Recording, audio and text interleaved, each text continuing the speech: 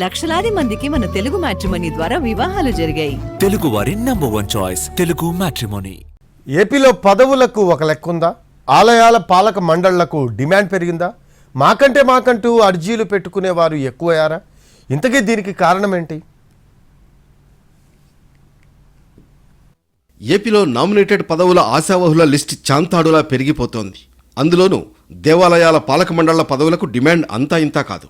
Party కోసం పాటుపడ్డాం, మాకేంటి అంటూ కూటమి సభ్యులు రిక్వెస్ట్ల మీద రిక్వెస్ట్లు చేస్తున్నారనేది తాజా టాక్.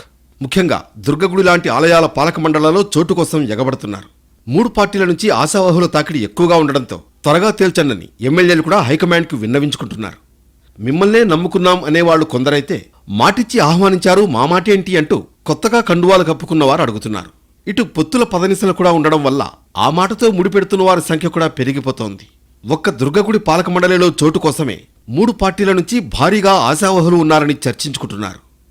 కార్పొరేషన్లు ఎన్ని ఉన్నా ఆలయాలకే ప్రస్తుతం ఎక్కువగా డిమాండ్ ఉంది. ప్రసాదం దక్కకపోయినా తీర్థమైనా దక్కుతుందని చర్చించుకుంటున్నారు ఆశావహులు. ప్రస్తుతం ప్రభుత్వ ఖజానా కష్టకాలంలో ఉండడంతో దేవాలయాలైతే ఆ దేవుడే ఒక దారి చూపిస్తాడని ఆశావహులు అనుకుంటున్నారన్నది పార్టీల్లో జరుగుతున్న చర్చ. ఇలాంటి సమయంలో దేవాలయాల పాలక మండళ్లలో పదవులు ఎలా భర్తీ చేస్తారన్నది ఆసక్తిగా మారింది.